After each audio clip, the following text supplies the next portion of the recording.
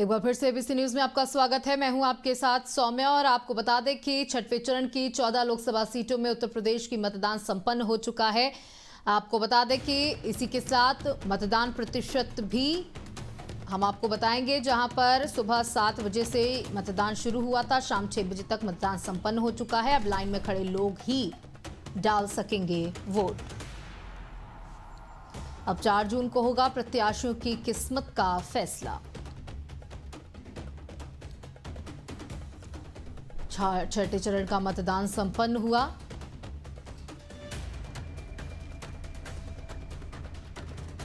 सुबह 7 बजे से शुरू हुआ मतदान, शाम 6 बजे तक हुआ संपन्न।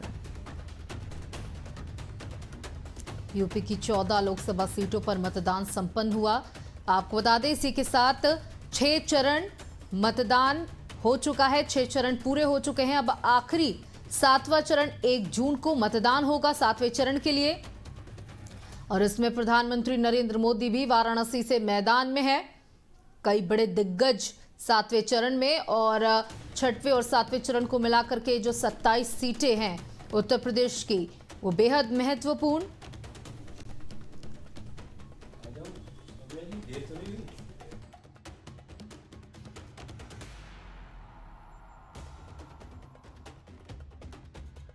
सीटों पर मतदान हुआ संपन्न। अब लाइन में खड़े लोग ही डाल सकेंगे वोट, यानी कि अब मतदान जो है वो शाम 6 बजे तक की उसकी एक डेडलाइन होती है, और डेडलाइन अब खत्म हो चुकी है। लेकिन अब जो लोग लाइनों में खड़े हैं वो ही मतदान संपन्न कर सकेंगे। अब अन्य लोगों को मतदान करने की अनुमति नहीं है। आपको बता दें कि छठा चरण बेहद कांटे की टक्कर भरा रहा, और अब बारी 7वें चरण की। इसमें कई महत्वपूर्ण सीटें।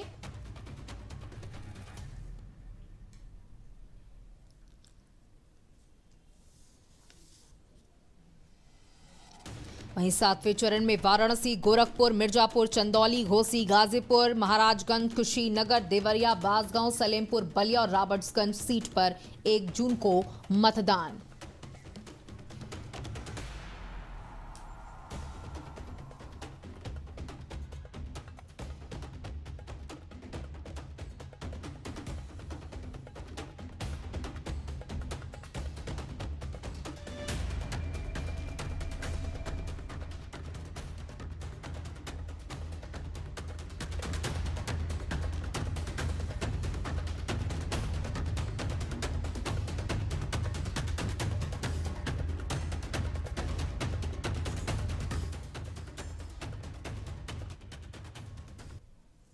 तो कुल मिलाकर के छठा चरण जो है वो पूरा हो चुका है, मतदान भी संपन्न हो चुका है, और अब लड़ाई 7वें चरण के लिए, जहां 7वां और ये आखिरी चरण है जिसमें खुद प्रधानमंत्री वाराणसी से चुनावी मैदान में है। और वाराणसी सीट भी इस बार बीजेपी के लिए एक बेहद साख की सीट बनी हुई है, जहां बीजेपी ये चाहती है कि इस सीट पर हम एक ऐतिहासिक जीत दर्ज करें।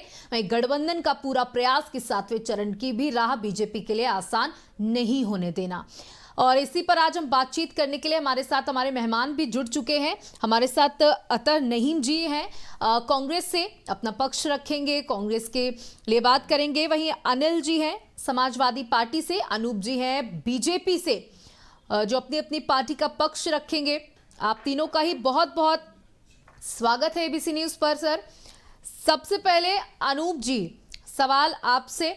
देखिए, छठा चरण जो है वो बेहद महत्वपूर्ण, ये छठा और 7वां चरण जो ये सीटें थी, इसमें कांटे की टक्कर देखी जा रही है, क्योंकि अब 7वां चरण शेष है।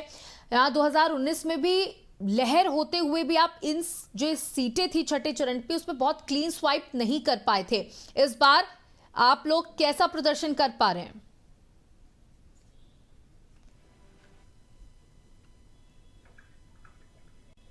देखिए सौम्या जी, आवाज आ रही है? जी जी, आपकी आवाज आ रही है। देखिए, पहला चरण हो, दूसरा हो, तीसरा हो, पांचवा हो, छठा हो, भारतीय जनता पार्टी ने अपने मुद्दों के आधार पर और जो विकास किया है इस देश के अंदर, जो एक्सप्रेसवे बना है, जो हाईवे बना है, जो मेट्रो शुरू की है, जिस तरीके से आपने देखा हो वंदे भारत ट्रेनें शुरू हुई, जगह जगह पर सड़कों का निर्माण हुआ, और सबसे बड़ी बात कि भारत की मान पद प्रतिष्ठा को बढ़ाने का काम नरेंद्र मोदी जी ने विश्व पटल पर रखा है। आपने देखा होगा, चाहे यूक्रेन रसिया का युद्ध हो या कोई भी विदेश की नीति हो, बहुत अच्छी तरीके से भारतीय जनता पार्टी के नेतृत्व में माननीय प्रधानमंत्री जी ने किस तरीके से भारत का मान सम्मान स्वाभिमान देश में बढ़ाने का काम किया है। और अभी जो ये छठे चरण का मतदान हुआ है, आप कह रही थी कि 5 सीटें हमारे पास नहीं थी, बिल्कुल सही बात है, 5 सीटें हमारे पास नहीं थी और हमारा वो चैलेंज भी था कि इन 5 सीटों को हमको जीतना है और लगातार 5 वर्षों से इन 5 सीटों पर काम हो रहा था। उसमें से एक आजमगढ़ सीट हम उपचुनाव में जीत भी चुके थे, आपको ज्ञात होगा। और पूरा चुनाव जिस तरीके से इंडी गठबंधन ने अपना बेमेल गठबंधन करके जिस तरह जनता के बीच में गए हैं किन्हीं भी मुद्दों पर, हमें ये लगता है कि चाहे पहला चरण हो आज या छठा चरण हो या 7वां चरण जिसमें माननीय प्रधानमंत्री जी की वोटिंग होनी है, ये सारे चरण जो है देश ने देखे हैं, देश की जनता ने देखे हैं किस तरीके से देश में भ्रम फैलाने का काम किया गया। जगह जगह पर कितनी जो अराजकताएं थी पिछले रिज्यूम में, उन अराजकताओं को किस तरीके से जनता ने देखा है। और जनता ने जब देखा कि उत्तर प्रदेश के अंदर जो लाइन ऑर्डर है, आपने देखा होगा कि 2017 से लेकर 2022 तक और 22 के बाद भी हम जब सरकार में आए तो लाइन ऑर्डर एक बड़ा मुद्दा था। और लाइन ऑर्डर बड़ा मुद्दा भी इसलिए था कि हमारी बहन बेटियां घर से नहीं निकल पाती थी। आज हमें गर्व होता है कि हमारे घर में या समाज में या पूरे उत्तर प्रदेश की बेटियां जब निश्चल होकर निकलती हैं घर से बाहर और किसी माई के लाल की हिम्मत नहीं होती कि उन पर निगाह टेढ़ी कर ले, तो निश्चित तौर पर समाज का भी गर्व होता है और हमको भी गर्व होता है कि भारतीय जनता पार्टी के नेतृत्व ने जो कहा था और किया है। और इन सब चीजों को जनता ने देखा है, जनता ने उसको बारीक से, जनता बहुत समझदार होती है। आपने देखा होगा 2014 रहा हो या 2019 रहा हो या 2024 रहा हो, प्रधानमंत्री जी के नेतृत्व ने देश की मान पद प्रतिष्ठा और सम्मान को किस तरीके से विश्व पटल पर आगे बढ़ाया है, इन सब चीजों को जनता ने देखा है और अपना मतदान किया है। ठीक है। और हमें लगता है कि हम कहते थे 400 पार, मैं बहुत जिम्मेदारी से आपके चैनल पे कह रहा हूं कि हम 350 सीटें आज जब वोट हो गया तो हम लोग पार कर चुके हैं। और आप देखिएगा कि किस तरीके से जो 400 पार का नारा है प्रधानमंत्री जी के नेतृत्व में, वो किस तरीके से पूरा होने जा रहा है। अतर जी, देखिए जब अनूप जी कह रहे हैं कि हमने 350 पार कर लिए हैं, तो आपने एक हल्की सी मुस्कान छोड़ी है, तो इस मुस्कान की वजह? इस मुस्कान की वजह यह है कि पहले तो कोई कह ही नहीं सकता है जब तक नतीजे परिणाम पूरा सामने ना आ जाए क्या कारण है जो ऐसा कह लेते हैं। ये इन्होंने अभी हमारे भाजपा के साथी हमारे अनुजवत हैं भाई अनूप जी ने कहा, 6 बार कहा कि प्रधानमंत्री जी ने पद की गरिमा को बहुत बना के रखा और मुद्दों पर विकास पर वोट मांगा। मुद्दे और विकास पूरा 6 चरण देख लीजिए, भैंस खोल ले जाएंगे, 4 कमरे के मकान में 2 कमरे ले जाएंगे, तुम्हारा मंगलसूत्र ले जाएंगे, मुजरा आ गया आज ले आए, आदि आदि टोटी चोर ले आए। ये मुद्दे और विकास गिनाना है, ये उनकी क्वालिटी है। देश का माहौल देश के लोगों में उड़वाया। विदेशों में जब ये वीडियो जाता है, अब तो डिजिटल वर्ल्ड है पूरी दुनिया में, सेकंडों में कहाँ से कहाँ जाता है। तो भारत का मान नहीं गिराना चाहिए। बड़े पद पर बैठे हैं, कोई गली छाप वार्ड के भी चुनाव में लोग ऐसा कहने से बचते होंगे, ये समझना चाहिए। खैर अब तो बीती ताही बात हो गई, एक फेज़ का इलेक्शन बचा है, ये बुरी तरह से हार रहे हैं नरेंद्र मोदी जी। और रही बात प्रदेश के लॉ एंड ऑर्डर की, तो क्राइम रेट बताते हैं, थानों में FIR न लिखने के बावजूद बताते हैं। उस पर जब चुनाव यहाँ के होंगे तब बात कर लेंगे। हमारे साथ अनिल झा जी भी जुड़े हुए हैं। अनिल जी, देखिए पिछली बार अगर हम 2019 की बात करें तो आप BSP के साथ थे और BSP के खाते में 4 सीटें आई थी, आप आजमगढ़ जीते थे, उसके बाद वो भी आपके हाथ से निकल गई। आप कांग्रेस के साथ हैं और कांग्रेस इस बार प्रयागराज से ही सिर्फ चुनावी मैदान में है और कांग्रेस की अगर 2019 की स्थितियों को देखें तो बहुत अच्छी नहीं रही। आपने कांग्रेस का हाथ थामा है तो और BSP अब अलग हो गई है, तो क्या लग रहा है कि ये जो 14 सीटें हैं इस पर आप जो ये जीत पाएंगे, कुछ अच्छा प्रदर्शन कर पाएंगे?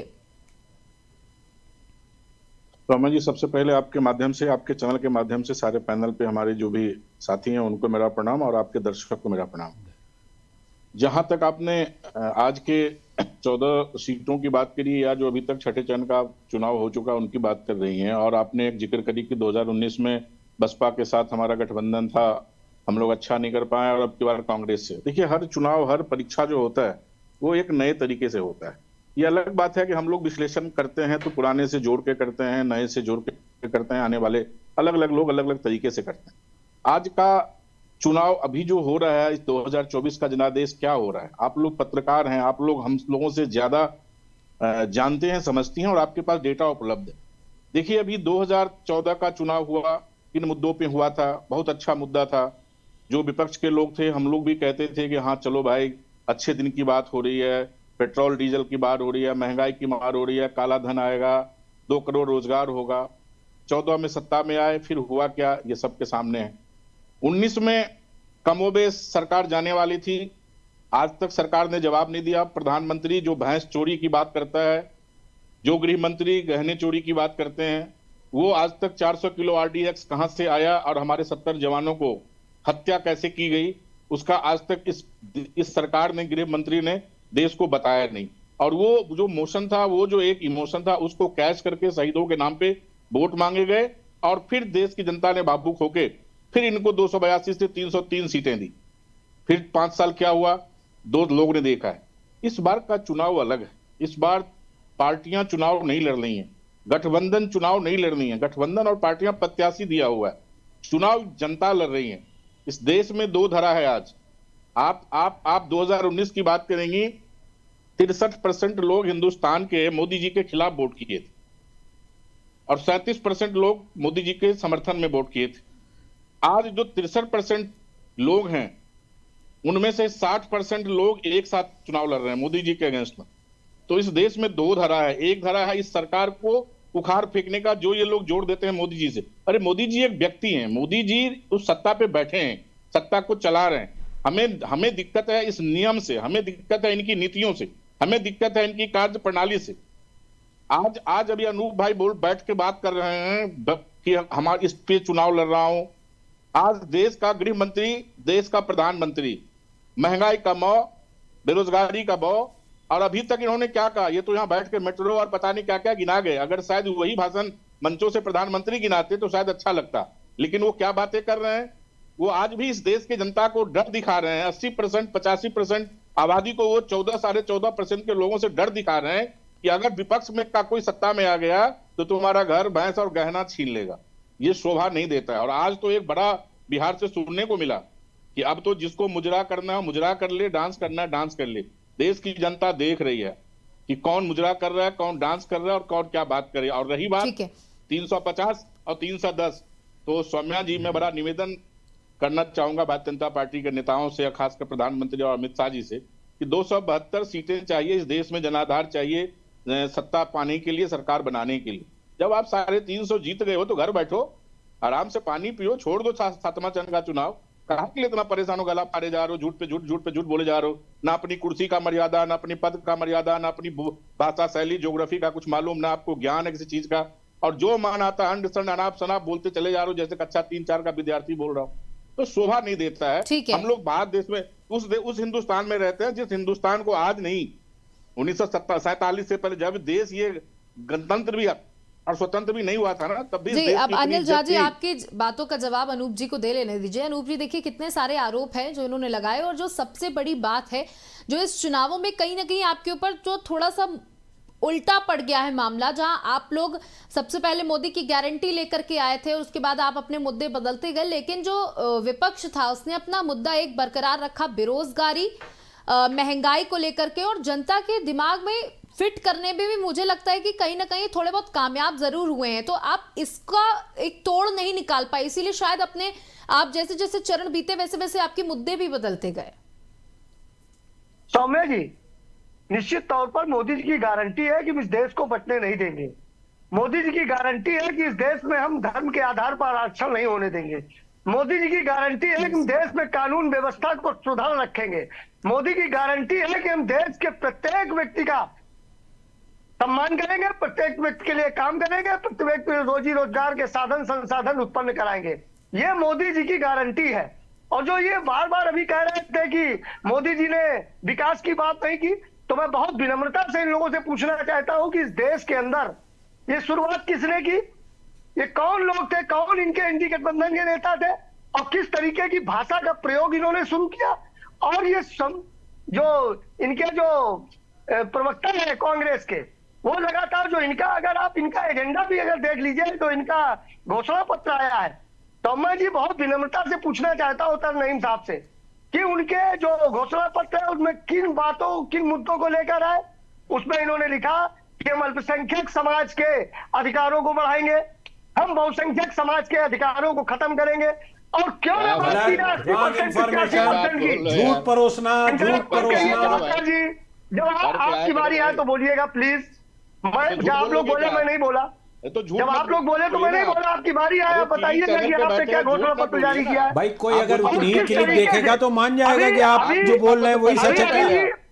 आप घोषणा पत्र देखिए ऐसा है करिए भाई, कि आप सब यहाँ थोड़ी हार और हताश, आप हार से इतने हताश है अनिल कि जी, आप प्लीज इन्हें लगातार, कंप्लीट कर लेने और दें। यही कारण है सौम्या जी, और यही कारण है कि जिस तरीके का इंटरप्ट ये लोग करते हैं, आप दूसरों की बात, चाहे आपसे सवाल प्रधानमंत्री पूछ जी रहे हैं, बोल आप रहे जवाब दे रहे हो, हो चाहे कांग्रेस भारतीय की। जनता पार्टी का प्रवक्ता बोल रहा हो, और अभी ये कह रहे थे कि भाई आपसे सवाल करने का जवाब दीजिए ना, आप कांग्रेस की बात अनिल जी, हमसे हमारा अनिल जी, मैंने अपना जवाब दिया।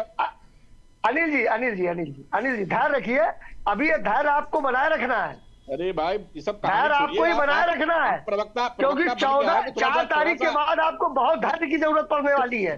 ये मैं बता रहा हूँ बहुत जिम्मेदारी से चैनल पे बैठकर, हम भी इसी देश मैं बता रहा हूँ उस चैनल में बैठ के आपको बहुत धैर्य की जरूरत है। आप भी देश के नागरिक हैं, बदलने वाला, और अगर लोकतंत्र की आप जो सवाल किया जा रहा है वो सवाल जरा सी भी चिंता है तो थोड़ा सा आप धैर्य रखिए। कांग्रेस का अनिल जी प्लीज, ऐसे सौम्या कुछ जी। समझ में नहीं आ रहा है कि कौन बोल रहा है, क्या बोल रहा है। One by आपकी one चले। बारी आए तो आप इस चीज को डिनाई करिएगा अगर आपको गलत लग रहा है। अनूप जी कंप्लीट करें।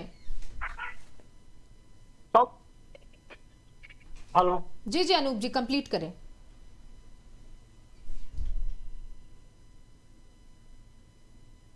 हेलो जी जी आपकी आवाज पहुंच रही है जी। अभी हमारे मित्र अनिल जी कह रहे थे कि इनका अपना कोई एजेंडा नहीं है, ये कुछ अपना नहीं बताते ये। अरे भाई पूर्व के अनुभव के आधार पर ही बातचीत होती है। 2017 में भी आपको याद होगा कि 2 चेहरे ही आए थे, राहुल गांधी जी और अखिलेश यादव जी। इस जनता ने उन जो फिल्म आई थी, जो शोले पिक्चर की तरह जो लगाई गई थी थिएटर पे, उसका क्या हाल किया था उत्तर प्रदेश की जनता ने। इसके बाद 2019 में भी, जब 2019 में समाजवादी पार्टी, बहुजन समाज पार्टी की जब गठबंधन हुआ, तो किस तरीके से हल्ला मचाया गया। तमाम गणितकार, रणनीतिकार चैनल पर बैठकर क्या कहते थे कि भारतीय जनता पार्टी 20 सीटें नहीं जीत पाएगी। और हम बहुत जिम्मेदारी से कह रहे हैं कि चैनल पे जो एनालिसिस करते हैं वो भी कहते थे कि 20 सीटें नहीं जीत पाएंगे, 15 सीटें नहीं जीत पाएंगे। क्या हाल हुआ? उन परिस्थितियों में भी भारतीय जनता पार्टी ने 64 सीटें दी थी।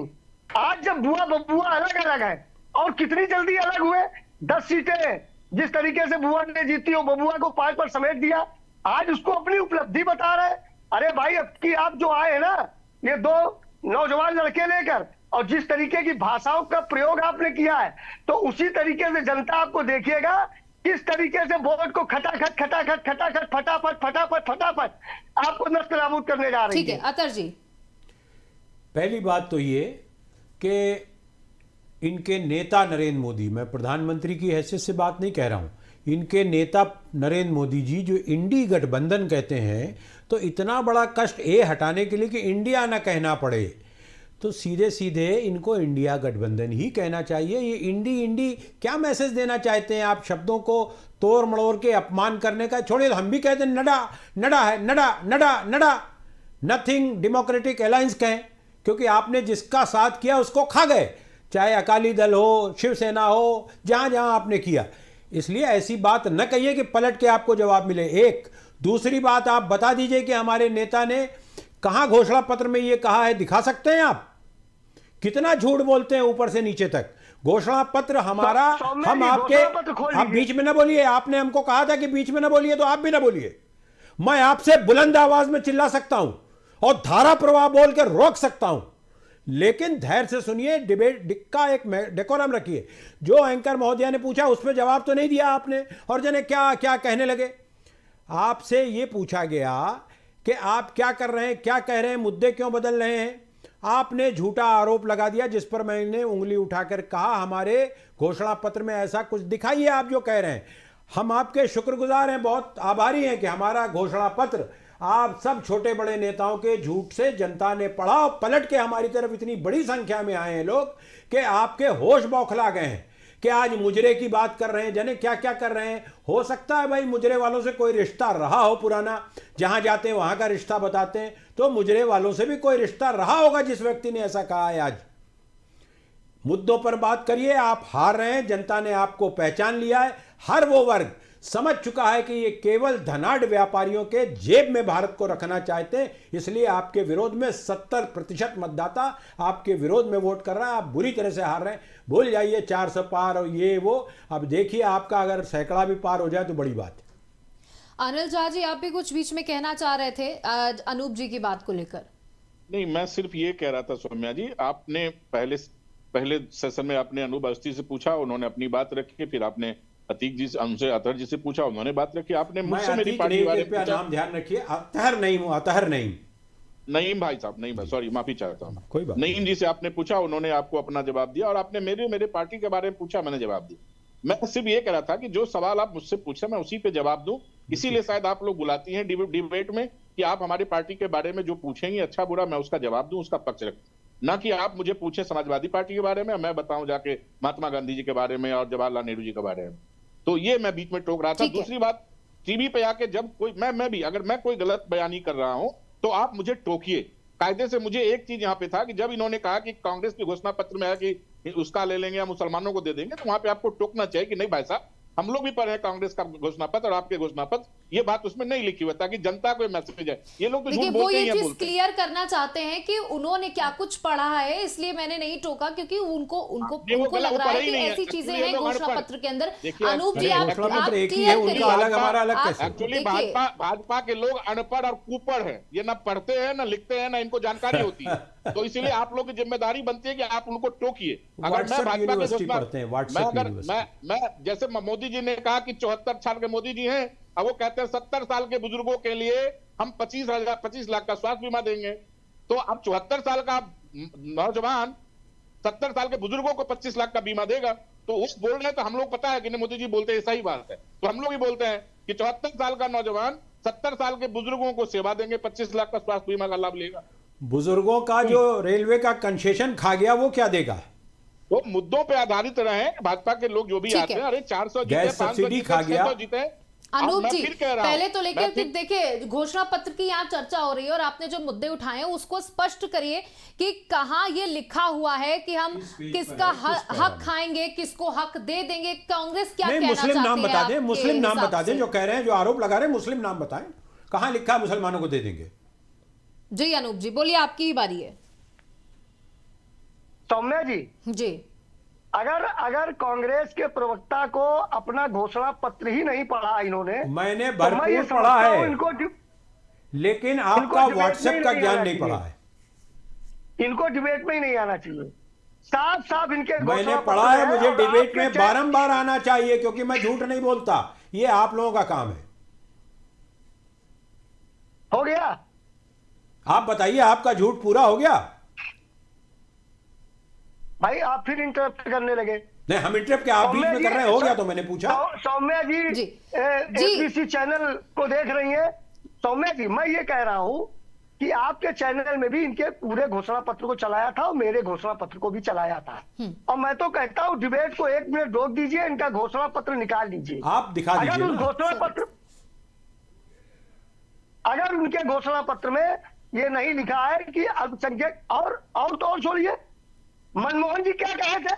अरे आप घोषणा पत्र दिखाइए 24 का, आप 24 का घोषणा पत्र दिखाइए जहां लिखा है मुसलमानों को दे देंगे, वो दिखा दीजिए। मंगलसूत्र दे देंगे, भैंस दे देंगे। बहुत बड़ा चैनल है एबीसी।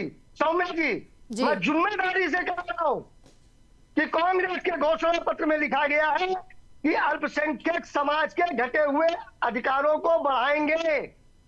बहुसंख्यक समाज के अधिकारों को खत्म करेंगे। बिल्कुल झूठ, बिल्कुल झूठ, अगर ये झूठ है तो देश की जनता बिल्कुल झूठ पर झूठ, वोट दे रही है। बिल्कुल झूठ। अगर ये आप ये दोनों लाइनें दिखाइए हमें, आप ये दोनों लाइनें दिखाइए, इस समय में आप ये दोनों लाइनें दिखाइए, ये दोनों लाइनें मैं दिखाइए। कह रहा हूँ बहुत विनम्रता से कि 1 मिनट में कुछ हो नहीं जाता। अभी आप अपने जो आपके पास डेटा देखते हैं उनको बोलिए कि जरा उनका घोषणा पत्र निकालें। अच्छा ये करें, आप दिखाइए ना, अगर आपके पास है व्हाट्सएप का ज्ञान छोड़ के कुछ और। अरे कांग्रेस का घोषणा पत्र मैं नहीं रखूंगा भाई। अभी तो आप कह रहे हैं कि आपने पढ़ा है, अभी कहा आपने। देखिए, हम कोशिश करते हैं कि वो घोषणा पत्र निकलवाने की कोशिश करें। चाहिए था वो दिखा दीजिए कि बहुसंख्यक के अधिकार घटा देंगे, ये दिखा दीजिए। बात पूरी होने दीजिए, इनको जरा चुप कराइए। जी जी, आप अपनी बात कंप्लीट करिए। भाजपा तो हमको नहीं चुप करा सकती, एंकर महोदया को छोड़िए आप भाजपा के लोग अब चुप होंगे, बहुत बोल चुके 10 साल झूठ। सर प्लीज उन्हें एक एक करके कंप्लीट करिए, आप लोगों की फिर बात। एक्चुअली है क्या, आप लोग कोई बात को पूर्ण नहीं होने दें, क्योंकि आपके थाली में इतने छेद हैं कि उन छेद को आप वो आपने इतनी थाली पिटवा दी कि छेद हो गए। आपने जनता की पीठ पर और पेट पर इतने लात मारे कि छेद हो गए, इसलिए आपके विरोध में वोट दे रहे हैं। ये तो जनता भी बता रही है, ध्यान रखिए। मैं ये कह रहा हूं 2009 में और 2010 में संसद के अंदर डॉक्टर मनमोहन सिंह ने क्या कहा? अरे और पीछे चले जाइए, सन 1952 तक पहुंच जाइए। अरे भाई चुप रहिए, आप तो बहुत सीनियर आदमी है। अरे सीनियर है तो आपका झूठ थोड़ी सहन करेंगे। सीनियर है तो आपका झूठ नहीं सहन करेंगे, जानते हैं, ज्ञान रखते हैं। अरे आप सुनने की हाँ, सुनने की क्षमता भी है, लेकिन आप वो झूठ रोक दीजिए कृपया। भाई अरे आप बहुत सीनियर व्यक्ति है भाई। मैंने मान लिया, आप सीनियर और जूनियर का झगड़ा हटा दीजिए, वो बैरिकेडिंग तोड़ दीजिए। भाई अरे सुनिए नईम साहब। जी साहब, 2010 में आपके डॉक्टर मनमोहन सिंह ने फ्लोर ऑफ द हाउस संसद के अंदर कहा था कि इस देश के अंदर जिस तरीके से मुस्लिम्स के अधिकार खत्म किए जा रहे हैं, कांग्रेस की सरकार फिर ऐसा नहीं तोड़ होने देगी। मरोड़ कर, फिर तोड़ मरोड़ कर। और सुनिए भाजपा क्या कह रही है, चैनल पे बैठकर बोल रहा हूँ कि धर्म के आधार पर देश का बंटवारा नहीं होने दिया जाएगा। ठीक है, देखिए जो यहाँ पर कहीं न कोई बंटवारा कर सकता है भारत माँ का, न हो रहा है। अतर जी देखिए, यहाँ पर जो ये पूरा मामला उठ करके सामने आया, ये पूर्व प्रधानमंत्री मनमोहन सिंह जी के एक बयान को लेकर के सामने आया। उन्होंने कहा कि इस देश के संसाधनों पर पहला हक मुसलमानों का है। उन्होंने वो क्लिप उठाई और उसको आगे फॉरवर्ड किया। उनसे कुछ पूछा गया तो उसकी व्याख्या में उन्होंने ये बात कही। ठीक है, ये बात उन्होंने कही और यही प्रधानमंत्री ने कही। उसके बाद प्रधानमंत्री ने इस शब्द को आगे, और उसके बाद से 2 इलेक्शन इस पर भुना चुके हैं। अब जनता नहीं भ्रम में आने वाली। और मनमोहन सिंह जी भी बात कर चुके हैं उसके बाद। सौम्या जी 10 सेकंड जिम्मेदारी से चैनल बात कर रहा हूं। 10 सेकंड। मोदी जी की सरकार बनने के बाद 80% लोगों का हक, 80% क्या क्या क्या 80% राशन पे आ जाइए। मैं चाह रहा था कि आप राशन पे आए। मैं चाह रहा था आप राशन का एहसान गिनाएं। धर्म के आधार पर नहीं बना रहा हूं जी जी। अनूप जी, अनिल जी कुछ कहना चाहते हैं? सर बोलिए जल्दी। देखिए, मैं सिर्फ अनूप अवस्थी जी की जानकारी की अभाव है, मुझे पता है ये लोग पढ़ते लिखते नहीं है। थोड़ा सा मैं करेक्शन करना चाहता हूँ, ये ऑन रिकॉर्ड है। आपको तो जानकारी नहीं अनिल जी। अरे सुन तो लो भाई, कांग्रेस जिससे आप अरे सुन तो लो, उसका गठबंधन, अरे जानकारी ले लो आप, उसके घोषणा पत्र को आपने नहीं पढ़ा है, जानकारी ले लो ना, टीपू सुल्तान की पार्टी है। जानकारी ले लो, बाहर बच्चे हंसेंगे, आपके बच्चे पढ़े लिखे, घर में हंसेंगे आप। अरे बच्चे हमारे पढ़े लिखे हैं, उसकी चिंता मत करिए आप यूट्यूब पे देख लेना डिबेट के बाद। व्हाट्सएप पढ़ते हैं ना ये लोग, सुबह व्हाट्सएप। सौम्या जी अगर आप जी अनिल जी आप अपनी बात कंप्लीट करें। अनूप जी आपकी बारी आएगी, आप बोलिएगा। 2011 में देश के उस समय के प्रधानमंत्री मनमोहन सिंह ने कतई ये नहीं कहा था कि इस देश के संसाधनों पे सारा अधिकार या सबसे पहला अधिकार मुसलमानों का है, बल्कि उन्होंने एक लाइन बोला था पूरा, जिसमें हिंदू भी था, मुसलमान भी था। मैंडेट उन्होंने इस SC ST OBC और जैन बुद्ध ईसाई और उसके बाद मैंडेटी की बात करी थी, जिनको ये लोग पढ़े लिखे नहीं होते हैं। अभी भी मैं इनको बोलूंगा कि ये घर जाएं और अपने बच्चे से पढ़े लिखे होंगे, बोलिए कि यूट्यूब में सर्च, अभी भी प्राइम मिनिस्टर का भाषण पढ़ा हुआ होगा, पूरा सेंटेंस पढ़े। देश के लोगों को गुमराह मत करें। अरे भाई 10 साल से आप कह रहे हो हम धर्म के आधार पर राजनीति नहीं करेंगे, आप कहते हो मैं हिंदू देश बनाऊंगा। जब आपकी जहां चलती नहीं है, आपका प्रधानमंत्री कहता है कि मैं तो आज तक कभी हिंदू मुसलमान किया ही नहीं, मुझे तो ईद में मुसलमानों के घर से खाना आता था, फिर अगले दिन आप कहते हो कि भैंस ले लेगा। कितना कंफ्यूज व्यक्तित्व है। अभी यही तो सौम्या जी पूछ रही है कि बार बार हर फेस में आके अपना एजेंडा क्यों बदल रहे हो? आपको प्रधानमंत्री, आपका गृह मंत्री, 3 तो नेता हैं, अब तीनों को कुछ पता नहीं, ना किसी को इतिहास का पता, ना भूगोल का पता, ना वर्तमान का पता। तो थोड़ा सा पढ़ लिख के, अरे ठीक है बहुभाषणबाजी देना अच्छी बात है, झूठ बोलना संसाधन हो तो हम भी बैठ के झूठ बोल सकते हैं, लेकिन ये भी तो समझो कि भाई लोग क्या सोच रहे होंगे। ठीक है, लोग फॉलो कर रहे होंगे प्रधानमंत्री एक को। बहुत महत्वपूर्ण जो सवाल यहाँ पर उठता है, सवाल क्या, एक अभी हाल ही में प्रधानमंत्री जी ने एक इंटरव्यू दिया, उन्होंने कहा कि हमने ऐसी रणनीति फेंकी जिसमें पूरा विपक्ष अभी तक घूम रहा है। उन्होंने कहा, मैंने कहा 400 पार, सबने उस पर फोकस किया कि बीजेपी को कैसे 400 पार नहीं जाने देना है, क्योंकि बहुमत का आंकड़ा तो 272 है। आप सब 272 को भूल गए, लेकिन आप सबका फोकस हो गया 400 पार।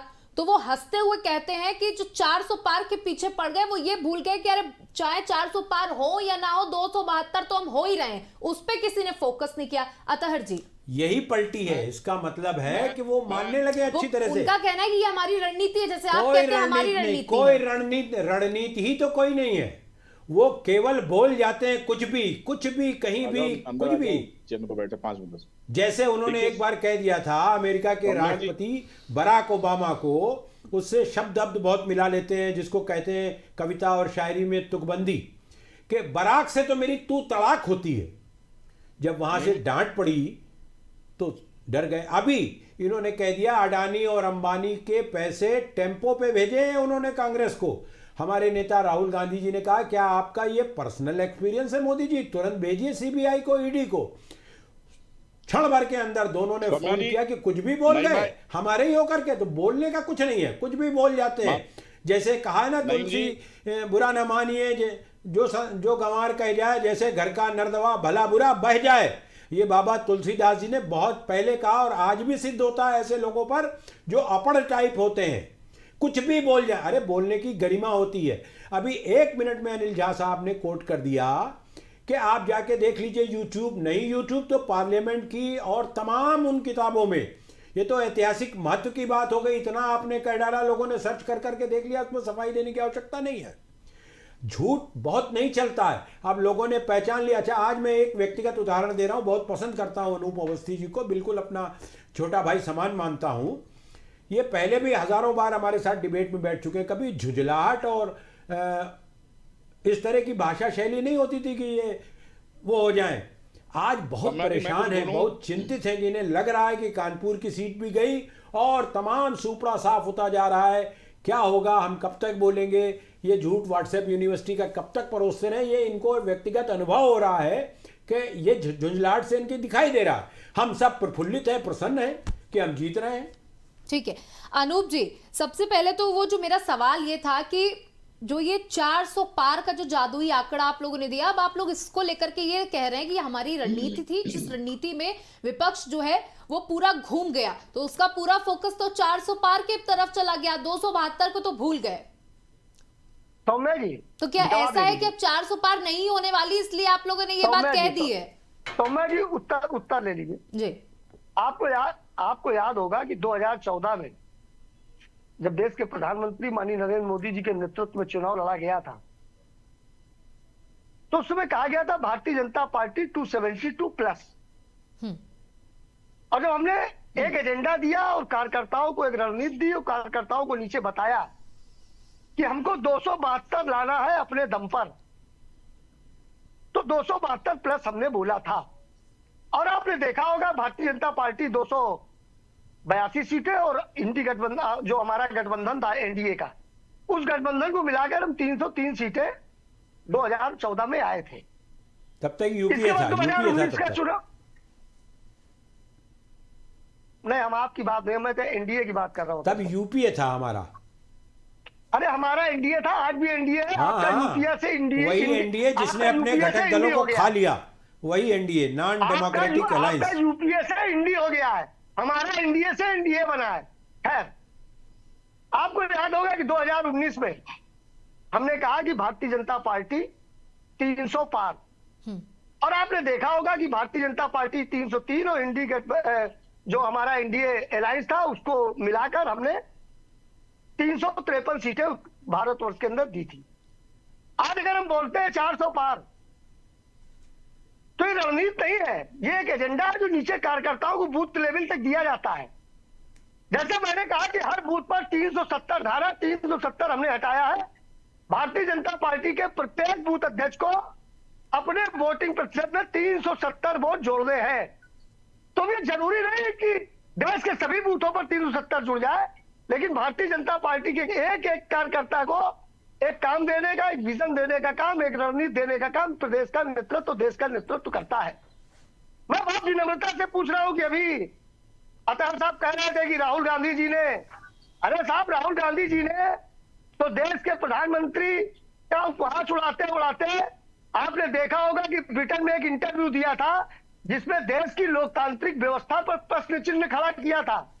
और कितना दुर्भाग्यपूर्ण था कि जिस अंग्रेजों के जमाने में हम गुलाम रहे, उन अंग्रेजों के यहाँ बैठकर अब भारत के लोकतंत्र का किस तरीके के परिहास उड़ाने का काम राहुल गांधी जी ने किया था, तब देश शर्मिंदा हुआ था। आपकी कृत्य से देश शर्मिंदा हुआ था साहब। तो मैं ये कह रहा हूं कि जिस तरीके से मैंने जो पहले शब्द बोला था सौम्या जी, कि देश के मान सम्मान स्वाभिमान को बढ़ाने का काम अगर विदेश में और पूरे विश्व पटल पर मोदी जी ने किया है, तो हम कहते हैं मोदी जी का विरोध करिए, हमें उस पर कोई आपत्ति नहीं है। और राहुल गांधी जी ने क्या कहा था वो भी अभी आप देना ही करेंगे कि हमको इस देश के अंदर मोदी जी से कोई खतरा नहीं है, भारतीय जनता पार्टी से कोई खतरा नहीं है, हमको हिंदू धर्म की उस शक्ति से खतरा है। तो आपको याद होगा कि भारतीय जनता पार्टी की महिला मोर्चा ने पूरे देश भर में मैं शक्ति हूं का नारा देते हुए, और उन्होंने तख्ती लेकर चली थी कि शक्ति की महिमा न्यारी है और चंड मुंड पर भारी है। तो ये शक्ति का अपमान करने का काम राहुल गांधी जी और कांग्रेस पार्टी कोई आज से नहीं कर रही है, ये जमाने से कर रही है। ये स्लोगन तो आप अच्छे देते हैं, तोड़ मरोड़ कर प्रयोग करते हैं, अरे भाई आपने नहीं कहा तो बता दीजिए। लेकिन राहुल गांधी जी के विषय में जितना आप कह रहे हैं, आपके नेता और दुर्भाग्य से मैं चैनल पे आपके इंटरव्यू में बैठा हूं, प्रधानमंत्री की हैसियत से होते हुए भी जितना अपमानजनक व्यंग श्रीमती सोनिया गांधी पर, श्री राहुल गांधी पर, पूरी कांग्रेस पर, पूरे विपक्ष पर जो लोकतंत्र का ढांचा होता है, विपक्ष और पक्ष मिलकर होता है, उस पर जो अपमानजनक बात आज भी कहते हैं, ये अच्छी बात है क्या देश से लेकर विदेश तक? जी एक चीज का जवाब दीजिए। जी दे रहा हूँ, वही दे रहा हूँ। अगर इंदिरा जी थी तो इंदिरा जी का साथ का नाम बता दीजिए इस चैनल में बैठकर। ये जो मतलब आप कांग्रेस पार्टी में, और जिस तरीके से आपने देखा होगा गाजी से लेकर और नेहरू से लेकर, और जिस तरीके से गालमेल काम करने, इतना तो मिक्सिंग जो है वो हल्दीराम के मिक्सर में नहीं है। थोड़ा ऐसा बोलिए कि क्लियर सुनाई दे, आप आवेश में बोल रहे हैं, धैर्य से बोलिए। मुझे कुछ मौका मिलेगा बोलने का सौम्या जी। जी जी सौम्या जी, सौम्या जी आवाज आ रही है? हाँ जी आपकी आवाज। मैं अतहर साहब से बहुत जिम्मेदारी से पूछ रहा हूँ कि आज ये बहुत जो आपने देखा होगा राहुल गांधी जी किस तरीके से, जब अभी समय आया ये टोपी उतर गई राहुल साहब की, अब अखिलेश साहब की टोपी उतर गई। इस पूरे 2022 के चुनाव में, 24 के चुनाव में एक भी जगह इनकी जालीदार टोपी नहीं दिखी। ये भारतीय जनता पार्टी का विजन था। और अगर प्रधानमंत्री जी कहते हैं कि आप मेरे एजेंडे पर काम करते हैं तो गलत नहीं कहते हैं, आप हमारी पिच पर आके खेलते हैं। ये बात राहुल गांधी जी को समझाइए, और अनिल जी ये बात आप अखिलेश जी को समझाइए। और जिस तरीके का बेमेल गठबंधन किया है इसको उत्तर प्रदेश की जनता ने देखा है। हमारा गठबंधन बेमेल हो या बामेल हो, आपको काहे दर्द होता है? एक बात रखिए, और मैं तो एक सवाल पूछ रहा हूँ अतः साहब, उसका जवाब दे दीजिए। जी आप मौका दें। तो आप नहीं दे पा रहे हैं। मैं ये पूछ रहा हूँ या कुछ बोलने सोनिया जी आधे घंटे से बोलते चले जा रहे हैं, कुछ तो बोलने दीजिए। ये ट्रेनिंग होती है कि समय का अतिक्रमण कर दो, बोलते रहो। ठीक है, अनूप जी ने कंप्लीट कर लिया अपनी बात को, अब अनिल जाजी की तरफ आ जाते हैं। अनूप जी हम लोग भी सुन लें। बिल्कुल, ये जो जी अनूप जी, देखिए आप दूसरों को भी मौका दीजिए, वरना हमारे ऊपर आरोप लग जाएगा कि हम सिर्फ भाजपा वालों को ही मौका देते हैं। अनिल झा जी, देखिए उन्होंने तो कहा हम तो कि ये अकेले हैं जो सौम्या जी, तो हम तो दोनों की बात का जवाब देंगे ना। ठीक है, ठीक है। देखिए उन्होंने कहा कि आपका जो ये गठबंधन है ये बेमेल गठबंधन है और इसका कुछ होने वाला नहीं है। ये मुझसे तय पूछ रही करेंगे है? अनिल झा जी से, अनिल झा जी जी। नहीं नहीं, तो सौम्या जी हमारा मेल है या बेमेल है ये तय करेंगे या इनसे पूछ के करेंगे? नहीं, महबूबा मुफ्ती से इनका क्या था? एक सेकंड, नहीं भाई एक मिनट जी, इनसे पूछ के तो नहीं करेंगे। इनका जो बेमेल गठबंधन है, जो नीतीश कुमार पानी पी पी के गाली दे रहे थे 2000 चुनाव आचार संहिता से पहले, उससे गठबंधन हो गया। वो क्या बेल है बेमेल है? जो ओम प्रकाश राजभर 2022 के विधानसभा चुनाव में पूरे उत्तर प्रदेश में कि देश का विश्व का सबसे झूठा प्रधानमंत्री और नेता को या तो नरेंद्र मोदी है, और चल सन्यासी मंदिर में योगी जी के लिए क्या क्या कहा गया, वो बेल है या बेमेल है? तो मैं इस पे नहीं आऊंगा। मैं इस तरह की ना डिबेट करता हूं सौम्या जी, और निवेदन करता हूं कि अगर डिबेट में अगर करें तो मुद्दों पे आधारित डिबेट करें तो मजा आएगा। हम लोग पढ़ लिख के आते हैं। आपने अगर 11 बजे फोन किया तो मैं पढ़ाई लिखाई करके आया हूं यहाँ पे आज, जी जी। विश्लेषण का। यहाँ के कथा, सत्यनारायण भगवान की कथा सुनने नहीं आता हूँ झूठा, क्योंकि उनको ये भी नहीं आता है। सत्यनारायण भगवान की कथा भी नहीं बोल सकता, मैं अभी भी बोल सकता हूँ कथा। मैं भी ब्राह्मण का बेटा, पंडित का बेटा हूँ। तो मेरा मतलब है, आपने एक सवाल किया 400 टोटी पढ़ के आए हैं, टोटी। अरे ठीक है भाई, अब मैं इस तरह की बात नहीं करता हूं। आपको शोभा देता होगा, मेरा परवरिश ऐसा नहीं हुआ है। आपने एक सवाल किया सौम्या जी कि 400 पार को लेके विपक्षी को हम भ्रमित कर रहे थे, तो मैं आपको बता दूं कोई विपक्ष भ्रमित नहीं हो रहा। मेरी आवाज आ रही है? जी जी, आपकी आवाज आ रही है। हाँ, कोई विपक्ष भ्रमित नहीं हो रहा था, न हो रहा है। इस देश के लोगों ने, सारी पार्टियों ने, और इनफैक्ट भारतीय जनता पार्टी के जो पुराने भाजपाई हैं, अनूप जी के ऊपर थोड़ा नया परत होने का जो आता है ना, नया चमकीला, तो वो योगी मोदी और अमित शाह वाला परत है। हालांकि ये भी पुराने भाजपाई हैं। वो सब भी कहते हैं। देखिए, इन्होंने दिल्ली में कहा आपकी बार 70 पार आया, कितना 3। इन्होंने बिहार में कहा आपकी बार 150 पार आया, कितना 40। महाराष्ट्र में क्या कहा था इन्होंने, बंगाल में 200 पार कितना आया, 76। तो हम लोग जानते हैं कि ये झूठ बोलते हैं। हम लोग इनके चक्कर में नहीं पड़े थे। हम लोगों को पता था और अभी भी पता है ये 200 पार नहीं हो रहे हैं। और ये इसलिए देश के जनता को गुमराह कर रहे थे। अमित शाह को क्यों बोलना पड़ा कि 310 हो गया 5 फेज में? क्योंकि उनको पता है कि 310 नहीं, शायद 110 पार किए अभी, और 200 नहीं पार कर पाएंगे। ये सब विषय है 4 जून के बाद। देखिए अमित शाह ने तो कहा है कि आपको भी 4 सीटें मिलेंगी। अरे हमें एक भी ना मिले, ये डिसाइड अमित शाह नहीं करेंगे। जैसे सीटें उनकी मुट्ठी में, हमको 4 दे रहे हैं। देखिए, हम तो परीक्षा में गए हैं, अपना कैंडिडेट दिए हैं। देश की जनता से बेरोजगारी, महंगाई, देश की सुरक्षा व्यवस्था, सीमा की सुरक्षा व्यवस्था, जो मुद्दे हैं व्यापक, जो गुलामी की तरफ देश जा रहा है, जो 80 करोड़ लोग इस समय जो गरीबी रेखा से नीचे जी रहे हैं, जिनको ये कांग्रेस की यूपीए सरकार की बनाई हुई नीति के तहत, खाद्य सुरक्षा के तहत अनाज दे रहे हैं। मैं उनकी बात कर रहा हूं कि आप सरकार, अब 10 साल दिया लोगों ने। इन्होंने कहा बहनों भाइयों 5 साल दे दो, फिर कहा मुझे 13 दिन दे दो, जिस चौराहे पे देना फांसी दे देना, फिर 10 साल दे दिया लोगों ने। अब भैया बहुत हो गया, आप जाइए। अब उम्र, अब उनका जो संतुलन है मानसिक ना, क्योंकि जिस तरह से भाषा का प्रयोग करने लगे हैं चुनावी सभा में, मुझे लगता है कि 2024 के चुनाव समापन होते होते शायद मोदी जी को ईश्वर उनको दीर्घायु करे। मुझे लगता है कि बीमार न पड़ जाए मोदी जी। इतना तनाव नहीं लेना चाहिए था उनको, देश के प्रधानमंत्री को।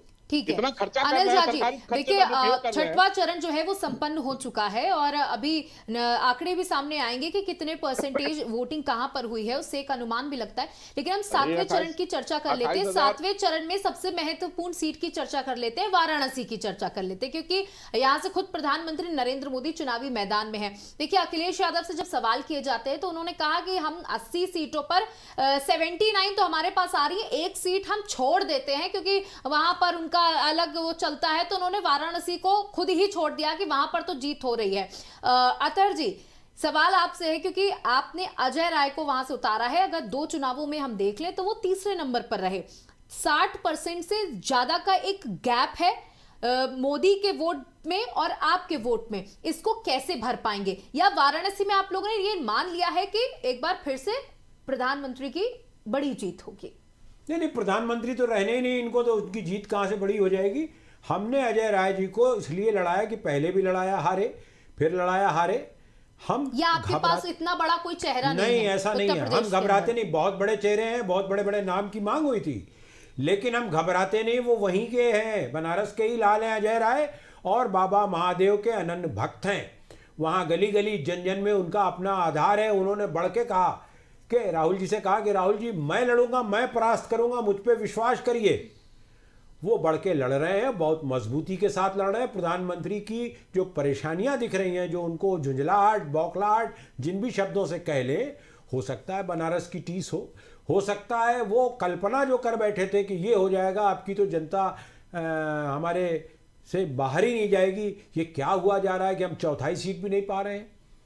तो उस भरोसे में ठेस लगी है, उनको आघात पहुंचा है, इसलिए वो बहुत सदमे में हैं। देखिए अतर जी, 63.62% का पिछली बार प्रधानमंत्री मोदी का अकेला का वोट प्रतिशत था और विपक्ष पूरा 18% में समिट गया था। तो एक देखिए बड़ा गैप है। अगर हम लॉजिकली प्रैक्टिकल बात करें तो क्या महोदया जी पहले के तमाम रिकॉर्ड देख लें, देश भर में इनके 2 सांसद होते थे, क्या वही मान लिया जाए? आज कितने हो गए हैं? इनका प्रतिशत क्या होता था, आज क्या हो गया? ऐसा नहीं, लोकतंत्र जनता की मुट्ठी में और उंगली पर है। पहले ठप्पा लगता था, अब उंगली के निशान से है, और ये गुब्बारा उंगली से फूट रहा है। लोगों को मालूम हो गया है कि ये धनाढ्यों के हमदर्द हैं, और अनाज दे करके ये भीख का एहसास दिलाते हैं, अपमानित करते हैं। ये धोखाधड़ी पर आधारित है। 4.5 साल के लगभग इन्होंने अनाज दिया, और इस चुनाव में उसका दोहन और भुनाना वो सब लोगों को पता चल गया। गर्मी में बाजरा दे रहे, वहीं के वहीं बिक जाता है राशन की दुकान में चौथाई रेट में, और उसका नशा करते हैं। ये दुरुपयोग चुनाव के लिए कर रहे हैं और उसको गा रहे हैं। वो सब छुपने वाला नहीं है, अब चलने वाला नहीं है। इनका 7वां चरण भी वैसा ही बोगस जाएगा। मैं भविष्यवक्ता नहीं हूं कि प्रधानमंत्री की हैसियत से नरेंद्र मोदी जी वहां कितने से हार रहे हैं या क्या हो रहा है, लेकिन बहुत बुरा हाल है इनका। अनूप जी कुछ कहना चाह रहे हैं? जी बोलिए अनूप जी। 2 विषय है, दोनों पे हम 1-1 मिनट लेंगे। हम बिल्कुल निवेदन करते हैं कि दोनों लोग बोले नहीं। अभी आपने एक सवाल किया कि 79 सीट बोल रहे हैं अखिलेश जी और 1 सीट नहीं बोल रहे हैं। अतः साहब से आपने सवाल पूछा, सीट का नाम ले लिया था उन्होंने। देखिए थे जब 79 हो गई तो 1 ही सीट बची है। उन्होंने कहा कि नहीं, यूपी भर में कोई भी सीट हो सकती। जी जी अनूप जी, जब जो मैं बोलता हूं कि इनका बेमेल का गठबंधन है, जब इनको अभी चुनाव के रिजल्ट भी नहीं आए, अभी इनकी वाणी में इतना विरोधाभास है कि वो 79 अगर बोल रहे हैं तो अतर साहब कह रहे हैं कि नहीं, अजय राय जी हमारे प्रदेश अध्यक्ष है। इनको एक्चुअली कोई दूसरा चेहरा नहीं मिला। ऐसा नहीं कहा, दूसरा चेहरा नहीं था। सौम्या जी जी जी मैं बहुत विनम्रता से पूछ रहा हूं, और आपके चैनल पे मैं एक बार इस विषय को उठाया भी है कि अभी जब आपको याद होगा कि बांदा के जेल में एक दुर्दांत अपराधी जिसको हार्ट अटैक से मौत हुई थी, तो इनके कांग्रेस के प्रवक्ता थे जो बहुत टीवी में आते हैं, राष्ट्रीय प्रवक्ता हैं, उन्होंने आकर कहा कि इस हत्या की नैतिक जांच होनी चाहिए। हत्या की किसी भी जेल की कस्टडी में जो है उसकी जांच होनी चाहिए, इसमें क्या बुरा है? अरे सुनिए भाई, वो कोर्ट की प्रॉपर्टी होता है, ये कानून कहता है। अतः जी सर, अजय राय जी, सौम्या जी 4 दिन घर से नहीं निकले थे, और उसका कारण ये था कि अजय राय जी की भी हत्या उसी दुर्दांत अपराधी ने करी थी। अजय राय की हत्या हो गई थी जी, अजय राय जी की। अजय राय तो जीवित है, क्या कह रहे हैं? अजय राय जी की नहीं, अजय राय जी के भाई की हत्या। तो पूरा कहिए। उसी दुर्दांत अपराधी की दिखा, छोड़िए। ये इनको मुबारक हो, ये किसको गले लगाते हैं। मैं दूसरी बात पे आता हूं। हमने अजय राय जी को गले लगाया, भाजपा से आए थे, हमने गले लगाया है। अभी इन्होंने कहा कि भीख मंगवा दिया 80 करोड़ जनता को। नहीं मंगवा दिया नहीं कहा, आप एहसास दिलाते हैं, ये कहा। अभी की डिबेट है भाई, दूर नहीं है। इनको कम से कम जानकारी होनी चाहिए सौम्या जी कि अभी जब कोविड आया था और किस तरीके से देश के नहीं पूरे विश्व में कोहराम मचा था, अगर उस समय 1 फूड बिल लाकर और जनता को 5 किलो पर यूनिट राशन देने की बात अगर प्रधानमंत्री जी ने अपने एजेंडे में शामिल की, उसको बढ़ाते गए। राहुल गांधी जी ने महीनों मांग की कि जनता को अनाज दीजिए, नगद पैसा दीजिए, तो आपने हमारी स्कीम 3 रुपए, 2 रुपए, 1 रुपए वाली को ही फ्री कर दिया, और आपने उसका श्रेय लेना चाहा आज के चुनाव में। फिर इंटरप्ट करते हैं आप। अरे इंटरप्ट क्या, जब आप गलत बयानी करेंगे तो आपको सच बताना पड़ेगा, या तो आपको मालूम नहीं है या जानबूझ के आप मुकर रहे हैं। ये देश की मीडिया ये राहुल गांधी जी ने महीनों मांग की, जून 2020 का रिकॉर्ड देख लीजिए, नहीं कहिए मैं दिखा दूं। राहुल गांधी जी ने मांग किया। जी अनूप जी जल्दी कंप्लीट करिए, 2 मिनट है बस। प्रश्न चिन्ह खड़ा करते रहे। हमारे नेता राहुल गांधी की मांग पर आपने हमारा ही कानून जनता को देकर एहसान दिला रहे हैं, भीख का एहसास दिलाते हैं।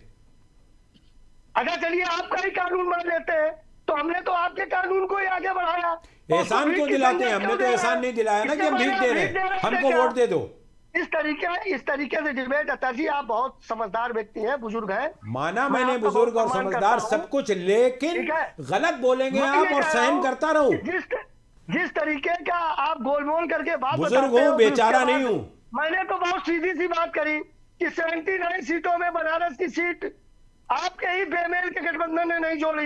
नहीं, कोई बेमेल नहीं, हमारा बामेल गठबंधन है, बेमेल नहीं है, और हम जीत रहे हैं, आपको परास्त कर रहे हैं, ये है बेमेल नहीं। अतर जी बिल्कुल, देखिए अनूप जी समय खत्म हो गया है, इसलिए आखिरी सवाल ये है कि देखिए आपने कहा कि ये जो गठबंधन है आपका, ये बहुत बेहतरीन गठबंधन है, और हम शुभकामनाएं भी देते हैं कि जो आप नियत के साथ सामने आए हैं वो आपकी नियत पूरी भी हो।